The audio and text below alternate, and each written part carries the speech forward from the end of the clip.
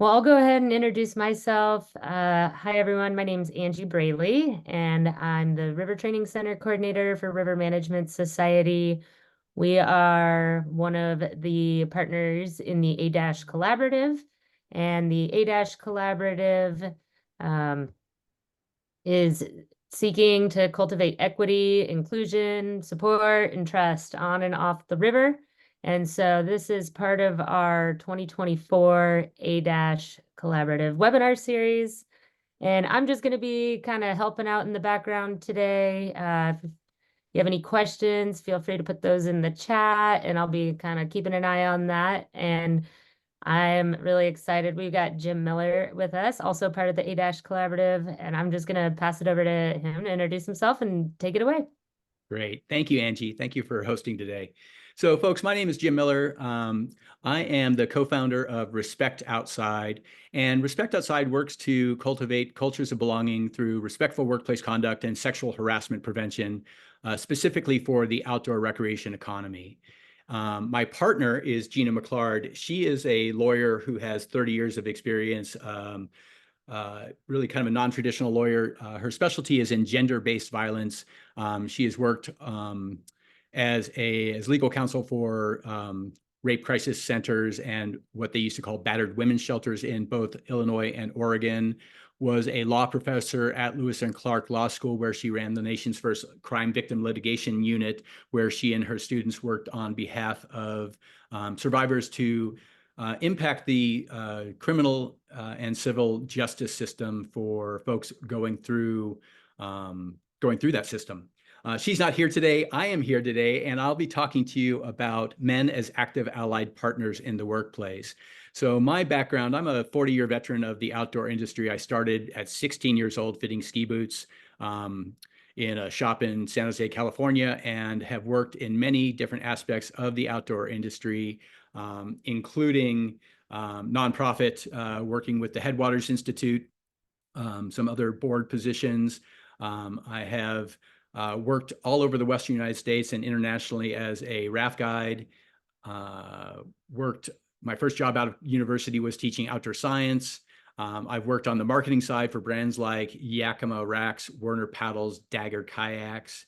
And this work, Respect Outside, really came about because of, in 2019, I was doing some consulting, mostly with small retailers, helping them get their block and tackle on business practices taken care of. I was an outdoor retailer, and there was a lot of sustainability initiatives that were being marketed to folks. So things like buy a pair of socks, we'll plant a tree. And that was really interesting to me. And I called home to speak to my partner, Gina, about that. And she said, well, okay, so sustainability is great. Where do people fit into sustainability? And really the answer was, while there is a social component to sustainability, it really was more about supply chain and really more about cradle to cradle initiatives, that kind of thing. And then her next question was kind of like, so how are women treated in the outdoor industry? And I said, well, when I started, very few women, and now there seems to be parity in numbers, and therefore things are good, right? And it turns out not to be the case. I got a little chuckle from her and an invitation to have some conversations with folks that don't look like me. And we started Respect Outside very soon thereafter, and we work with organizations of all different types, nonprofits, member organizations, brands, and retailers across the outdoor industry to create cultures of belonging. And really, we're going to talk a little bit about how that works. When we talk about sexual harassment specifically, we feel like we need to back up and look at, take a larger view of the issue. So today, though, we're going to talk about men as active allied partners in the workplace. So how can men actually step up and help in these situations? So we'll talk real quickly about the foundation of the outdoor recreation economy, what the typical male masculine model looks like, and our responsibility. And then I want to leave you today with some tools that you can actually use right away for becoming a more active ally in the workplace. So I've got a lot of information to share with you today. Angie's going to be watching that chat. So if you have questions, drop them in there. But I'm going to kind of move through this quickly, and but hopefully this will be of value to you. So I'm going to ask you to actually use the chat. Tell me, who are some of the pioneers in the outdoor industry? Can you just take a second, drop into the chat, and tell me a name or two of folks that you recognize as pioneers in the outdoor industry?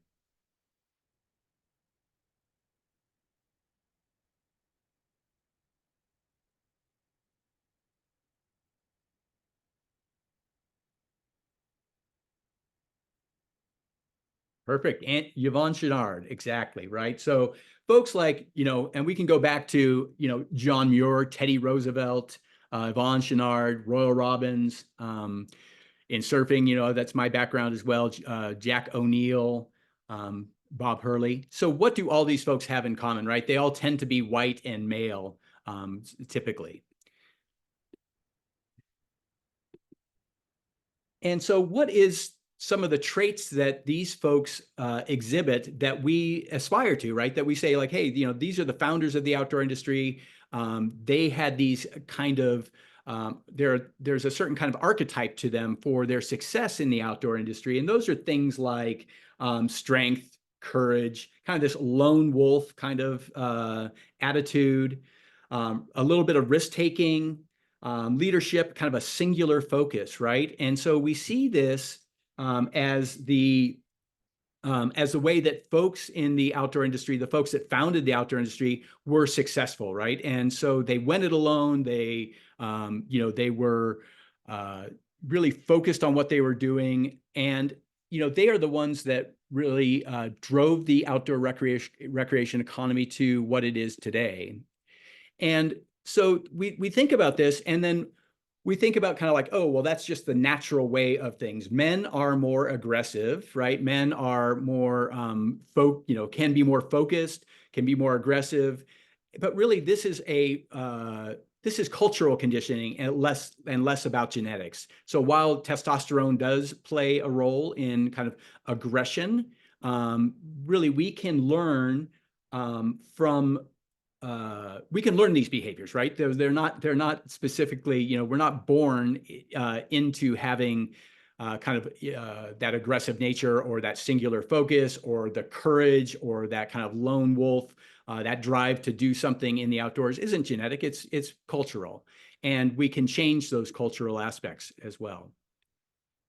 So those real men traits that we're kind of talking about are typical, and when you exhibit kind of real men traits of being aggressive or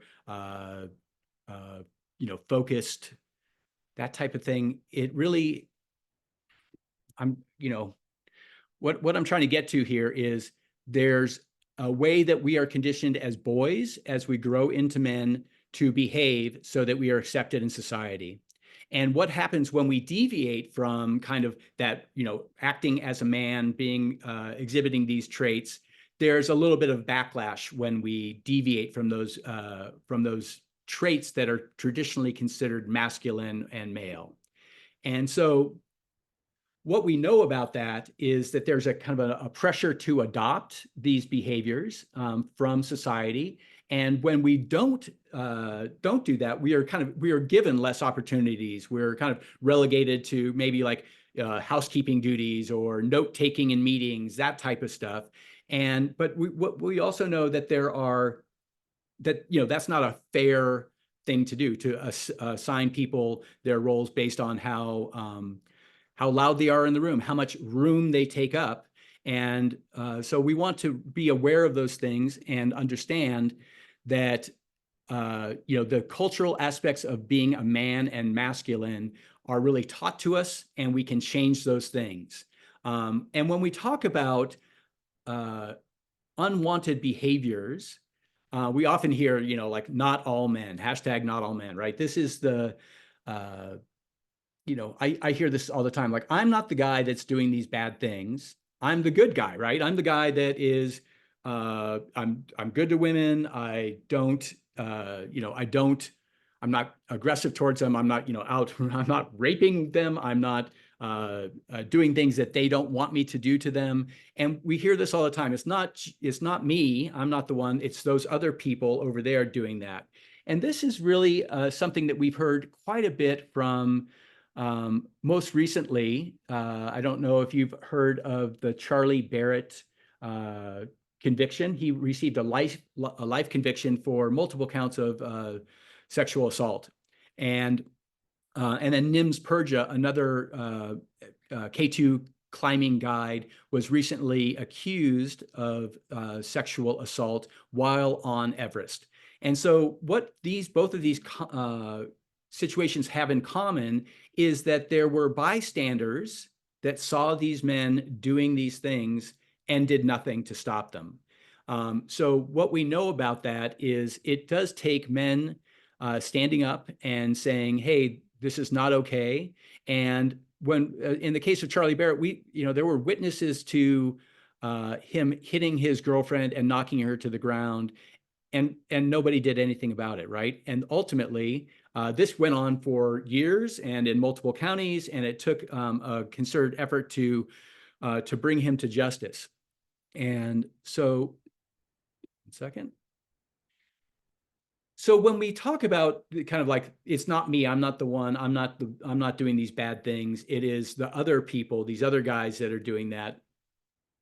Let's talk about what it is that we can do and how we can do it. So oftentimes when we're in a situation where we're seeing unwelcome behaviors in the workplace or on the rock or on the river, right? We will do a little bit of an assessment and we'll say, hey, if I step in, what's it going to cost me at that moment? And so we want to move away kind of from this performative way of being an ally and know that allyship is really a verb. It requires action. And how does that look? So one of the things that we often hear is like, hey, I don't want to get involved because, I don't know if I'm just going to say the woman who is being receiving unwelcome behaviors, what if they don't want me to intervene? What if I intervene and they come to me and say, hey, I can take care of myself. You're not, you don't have to do that for me. I'm in control of the situation. I'm good. And we get that. And it is challenging sometimes. But if you can just tap into kind of some of your own personal character and understand that, hey, I'm trying to do the right thing here. I'm trying to stand up on behalf of other people. And sometimes I might step in it and overstep what is welcome by somebody who is that we perceive as receiving unwelcome behaviors. That's a risk I'm willing to take at this point, because what I see is that inaction has a greater negative impact than me stepping in, saying something, and then being told, hey, that was unwelcome. So I just encourage you to, we're going to talk a little bit about what some of those tools are for active allyship. And one of the first tools is policies and procedures. In your own business, policies and procedures are the guidelines that we use to set the stage for folks and how they show up at work. So oftentimes what we see is there is a list of behaviors that folks will use in their policies and procedures. The handbook, you've seen this, you've been through this, right? You get a new job, here's the handbook, go through initial paragraphs, sign at the end, and then that book goes into a drawer somewhere, never to be seen again.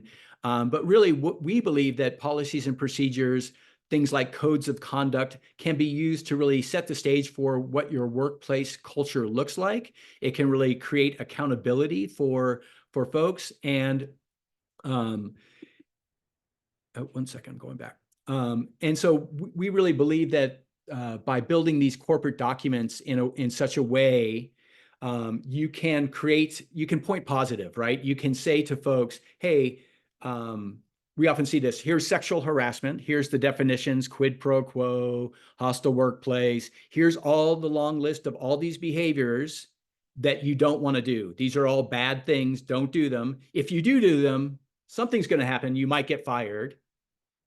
But that's really, like, when we work on folks' policies and procedures, that's about the extent that we see. We don't see kind of that more information that people would need, such as pointing positive. Let's list not just the behaviors that are negative that we don't want to do, but let's invite people to show up in a way that we want them to. So invite them to, you know, and you can go to the values of your organization when you do this. We want to tie our values in. We in the outdoor industry, leave no trace is a huge core value for many, many organizations. And what we know is if we can talk about leave no trace. So here's an example, right? I'm out on the trail. Somebody drops their Cliff Bar wrapper on the ground. I'm behind them. I pick it up and I might go up to that person and say, hey, you dropped this. I don't know if you noticed you dropped this, but here's an opportunity to teach other folks about what it means to be in the outdoor industry or in the outdoors and how we behave here. And we want the same kind of feedback to be available to folks when it comes to behaviors that folks have as well. So one of the things we've kind of already been talking about is bystander intervention. And back in Me Too, right? There was a kind of this period of time between Me Too and COVID where some money flowed in for research around what works to stop sexual harassment. And what was found was bystander intervention is the tool that works. So look, listing all these behaviors, here are all the things that are the bad behaviors, don't do them, does not work. Bad training on these things, on sexual harassment, is actually shown to have a negative impact to organizations. When you talk to folks, and we find this to be specifically true in the outdoor industry. Again, kind of like that archetype that we were talking about earlier, where folks have kind of that lone wolf, kind of go it on your own attitude. I'm out. You might work for the North Face and be working on spreadsheets from 9 to 5 every day, but you still identify as a person in the outdoor industry and kind of have this attitude that I'm not part of corporate culture. I'm outside of that, and I am in the outdoor industry. And so when folks see kind of that canned sexual harassment training, where it's the schmarmy boss at the water cooler rubbing the shoulders of their secretary, right? We see that to have a negative impact on many organizations. It becomes a joke, and then that joke really does not improve anything in workplace culture at all. So what does work, though, and is research proven, is bystander intervention. And bystander intervention is is when folks will intervene on behalf of their coworkers to stop unwelcome behaviors of all sorts. So we use 4 different ways of intervening, and we're not going to get too deep into the weeds here, but this is a cornerstone of many of the trainings that we do is bystander intervention. So you can distract people from the behaviors that they're exhibiting. You can delegate, which is basically going to somebody with authority to get some help. You can delay support. So going to the person who was the target of that unwelcome behavior and saying, hey, Angie, I noticed that you were talked over in that meeting, or you received some sort of unwelcome behavior. I saw that. I'm aware, and I would like to help. If there's something you would like to do about that, I'm willing to be an ally and stand next to you if you want to take this someplace. And then direct intervention is basically what everyone thinks of when they think of bystander intervention, which is that directly intervening, directly speaking to the person who is exhibiting unwelcome behaviors or harassing folks or discriminating against folks. And so what we know is that we teach these 4 different ways. We practice them. We do scenarios where we can kind of mix and match these different ways of intervening so that they become real. And that is really the cornerstone of many of the trainings that we do, which is bystander intervention. Mentorship is another. I'm going to back up. I'm going to pause for a second here. Yeah, so I missed some stuff here. So I'm going back. Sorry. because this is a critical piece here. This is the wheel of power, and it's a little bit hard to read as a slide, but so I'll explain it to you. Think about this. The power sits at the hub of the wheel, and then folks, different identities are the spokes. So the spokes can be things like gender. Another spoke is citizenship, education, skin color, my sexuality, my neurodiversity, my mental health, my body size, housing. And so when you look at this, you can say, where do I sit in relation to the power structure that exists in my workplace? So things like, for me, right? I'm a white man and not a dark-skinned person, right? So I sit closer to power.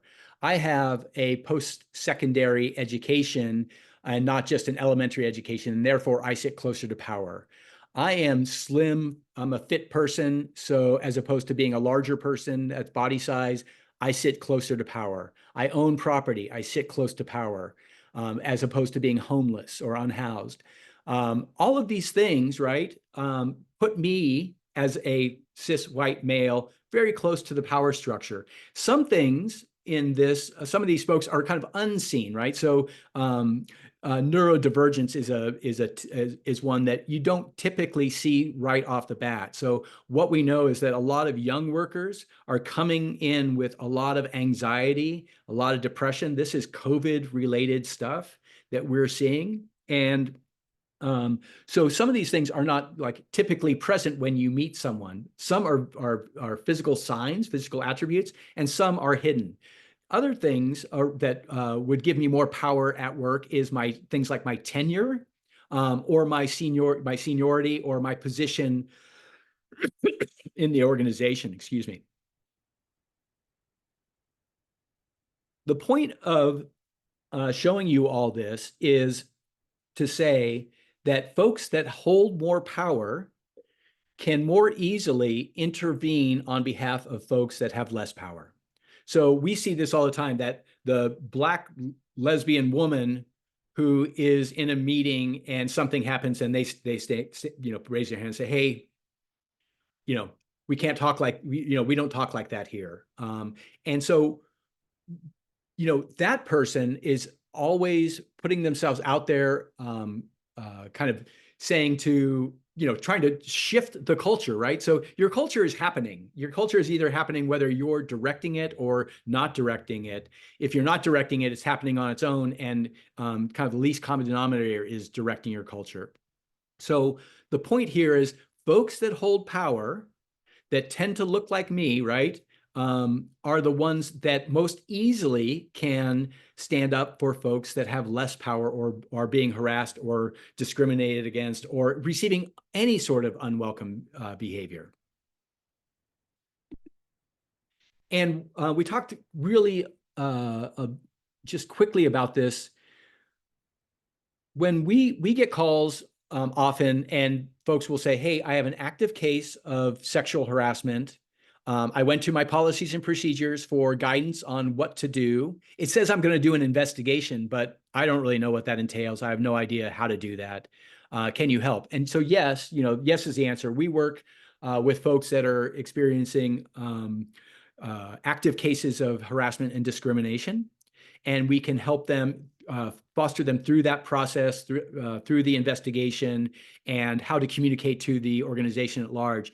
But we always say, when we get these kinds of calls, we're too late, right? And where we need to be starting is downstream, or I should say upstream of that, right? So that kind of, when we start looking at behaviors that are unwelcome, we want to start looking at incivility, respectful conduct as the kind of the cornerstone of how we create culture in our organization. So we treat people with respect. You'll see this on the lobby walls of many organizations, right? Their values as an organization, and many times they're about respect and teamwork and those types of things.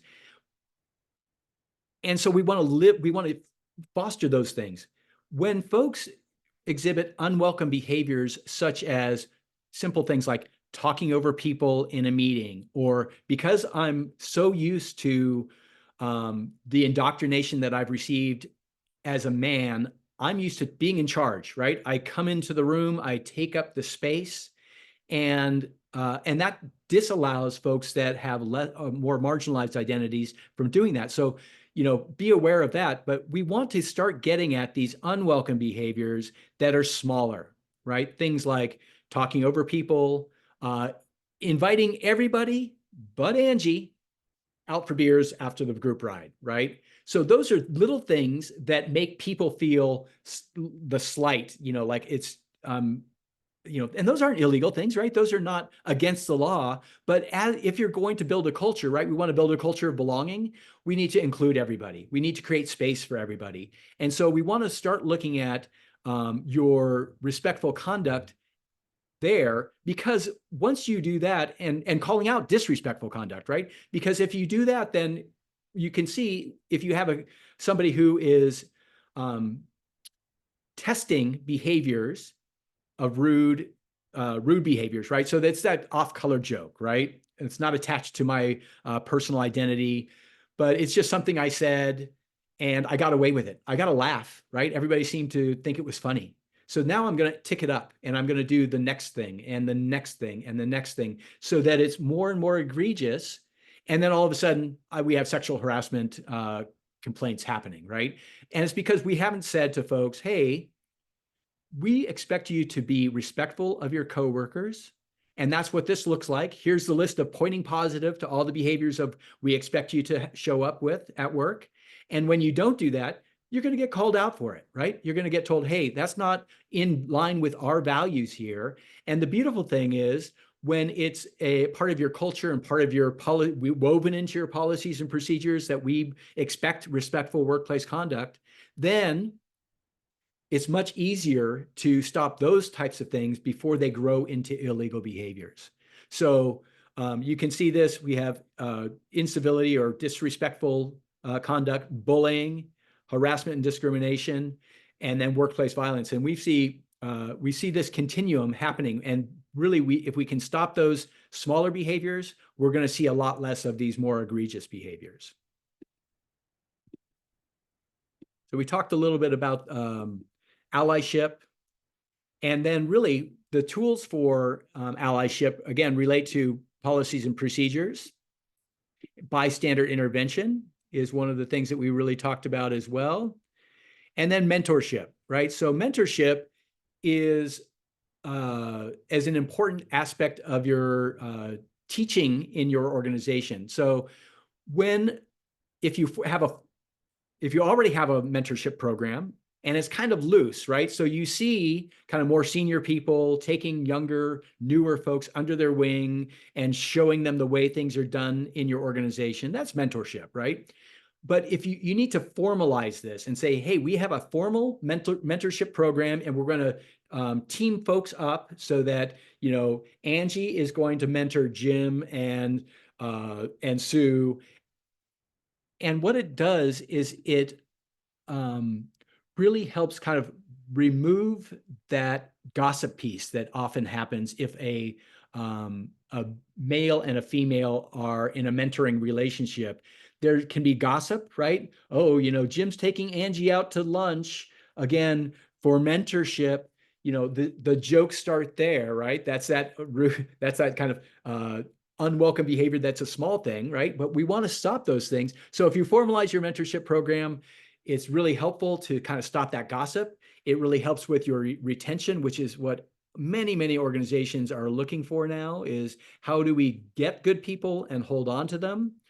It really creates a culture of belonging. So, hey, people care enough about me and my job to help me find my track here, my path for how I move forward, how I grow in the organization. And also helps with that knowledge transfer, right? So you can have policies and procedures about, hey, how do we, what happens when we come off the trip? How do we clean the boats? How do we clean the gear? How do the coolers get cleaned? All of those things are really important, but mentorship is one of those things that's showing of that. so that we can transfer knowledge, and it really increases engagement as well. So we know that by formalizing mentorship programs, you can make a positive impact to your culture. And that last one, removes gossip. That's a really important one if by formalizing everything. Employee resource groups, right, are I'm gonna read to you a little bit about that. 1 second.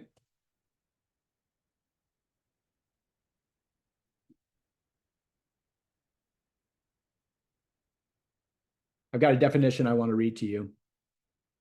1 sec. So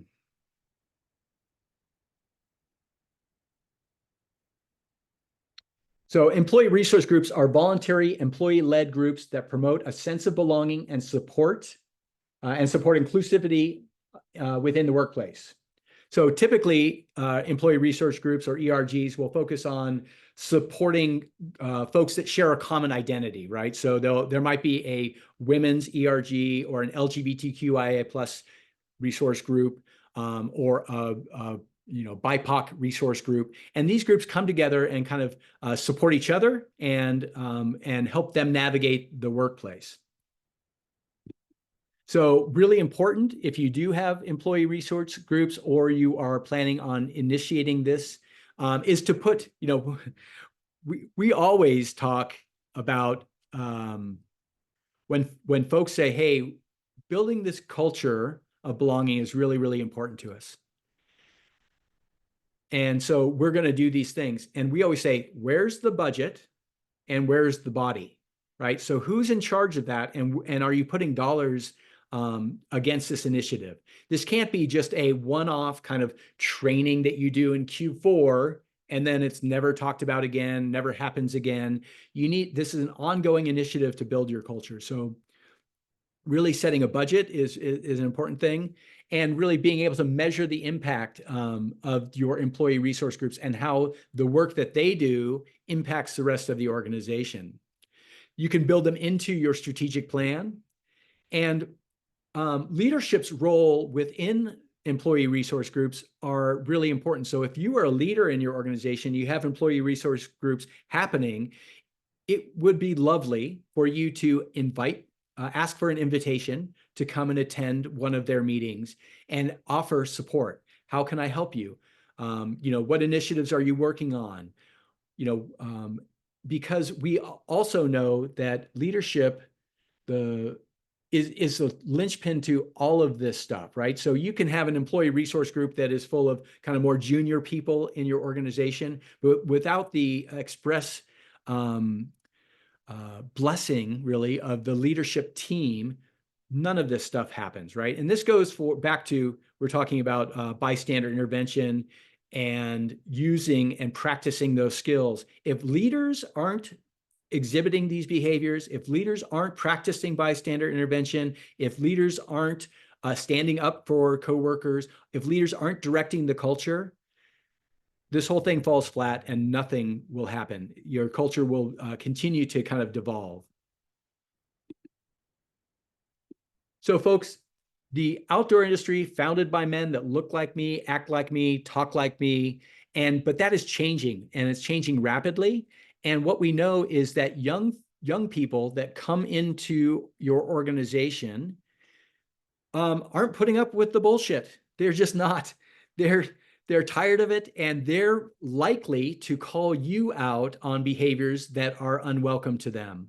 So part of one of the things that we often coach and train organizations on is receiving tough workplace feedback, right? So it's part of bystander intervention, right? But as a leader in the organization, it's incumbent upon you to be able to receive feedback from your reports, your junior members, so that they can see that you're willing to make changes in your behavior and your organization.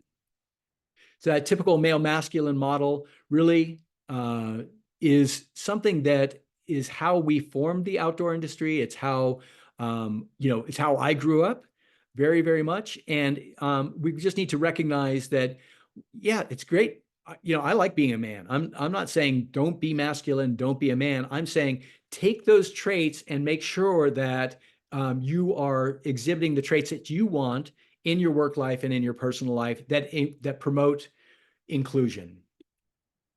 And those tools for allyship, things like policies and procedures, bystander intervention, mentorship, and employee resource groups are really the linchpin for that action, right? I said it before, allyship is a verb. And so we really need to make sure that we're doing all that we can in order to help folks show up to work in the way that they want to be, that they want to show up, see them in the way that they want to be seen, and stop those unwelcome behaviors when we see them, no matter where they are, even those small ones, right? So it's really incumbent upon us as men in the organization to set the tone, to stop unwelcome behaviors, to really correct people when they make that kind of off-color joke that's, like, oh gosh, that's just, hey, that's just not how we do things here. You would do the same thing, right? When it comes to any sort of safety consideration at work. So we talk about this all the time. Somebody, a young guide, walks into the impact zone of a Z-drag. That thing gets called out instantly like that, right? That the people will say, hey, Jim, move away. And then the further learning happens afterwards, like, hey, you were in the impact zone of the Z-drag. That's a really dangerous place to be. And this is why, this is what could happen. So, that education, that ongoing training and mentoring, really, really important. And when we talk about we see all this all the time, right? Risk management plans, a 900-page document that covers every conceivable instance of, rock fall or twisted ankle at this place in the River Canyon. But they often don't take into account kind of that personal, that the people, right? The people and the people's behavior as it relates to how we relate to each other. So my partner, Gina McClard, and Steve Smith Steve Smith is with the he does risk management consulting for the outdoor industry, are going to be doing a webinar next month with River Management Society and ADASH to talk about how we can take our risk management plans and include people and people's behaviors as it relates to that one-to-one and group dynamic. So what we know is if you kind of can look at the safety and step back and say, hey, safety needs to include people's behaviors as it relates to interpersonal behaviors, and not just how we act to set up safety on a big rapid. Those types of things are really, really important. Angie just put that link up for us. It's happening October the 24th. So we hope to see you there. And I'm happy to stick around for any questions and answers that y'all might have.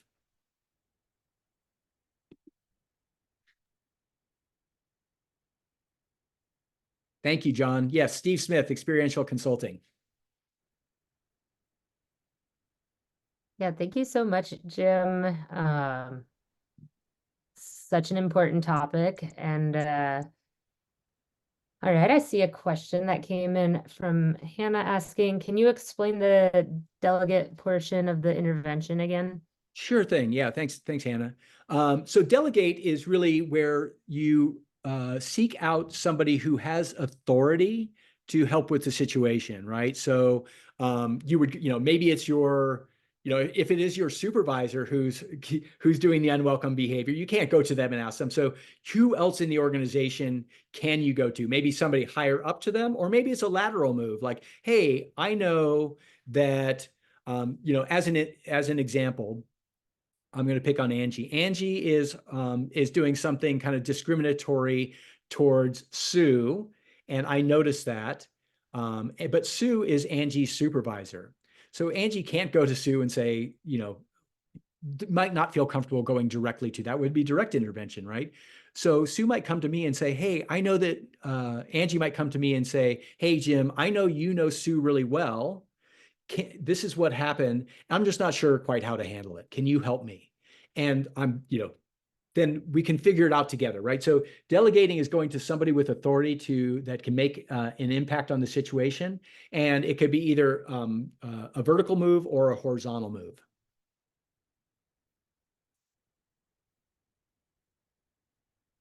Great. Good.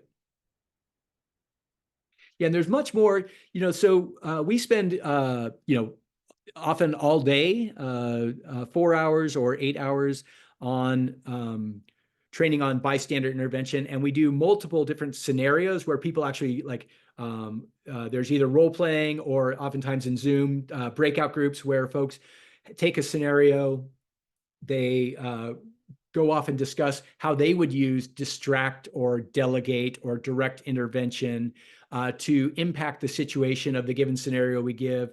We come back and we have a robust discussion about that. And then we might throw in kind of a curveball and say, okay, now that you've done this, what happens when, Angie says it's unwelcome, my intervention's been unwelcome, right? How do we deal with that? How do we practice receiving tough workplace feedback? How do we be open for those kinds of conversations as opposed to, oftentimes, right, my background, right, very much like I'm a professional wilderness river guide. I'm used to being loud and in charge in front of a group. I'm used to taking up space. And that serves me very, very well in that environment. But I also need to be aware that maybe I have young guides that are not quite there yet, and they need something different, right? So we want to be sure to recognize, meet people where they are, right? That's a really, really important part of all of this. I'm going to read this. Thank you for the presentation of your excellent book. I don't know. In many organizations, women and other traditionally unrepresented identities often act like white men to be heard, be respected, or otherwise advanced. How can we, especially white men, work toward an inclusive culture where people need not act like a different identity? Right. So great question. Thank you so much. And a little bit of what I was talking about, right? So seeing folks for who they are, understanding all of their myriad of identities and how they come to work, right? Sometimes people will be presenting in a way that you will see them. And so things like skin color, right? Interesting story. I got a phone call from a outfitter in Buena Vista, and they said, hey, I just hired my first young Black female guide, and I'd like to figure out where to get more people with more diversity into my guiding pool. Where do I go? So I sent them out some resources, some kind of job boards, that kind of thing that were LGBTQIA plus identifying folks or BIPOC identifying folks. And by the time I followed up with that person, they're like, hey, they left already, right? They quit. And the reason they quit because they were the one person, right? The one person with this identity, and they felt so alone. And even and they just didn't feel included, right? They weren't brought along in the culture, on that culture path. So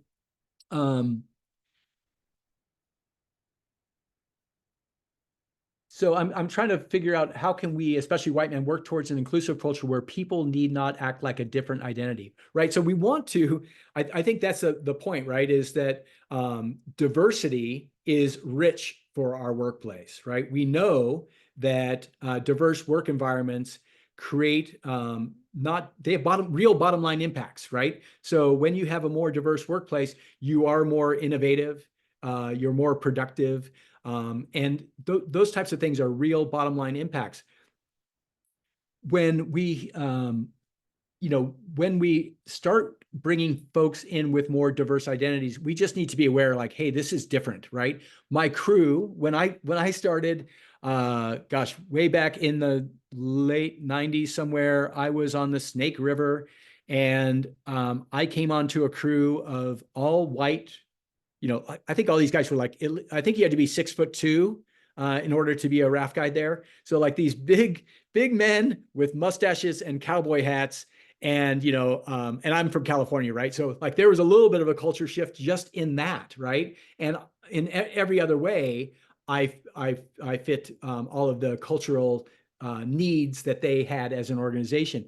But it was amazing to bring the first 2 women raft guides into that organization and watch how that went down. Right, it was some work. Right, it takes effort to create space for folks that don't look like the traditional guide or worker that we have.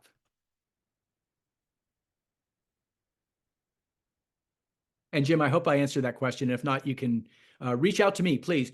Y'all, I am Jim at Respect Outside. You can get me there. Happy to kind of follow up if you have questions that you have that you want to take offline. I'm happy to have a conversation offline as well.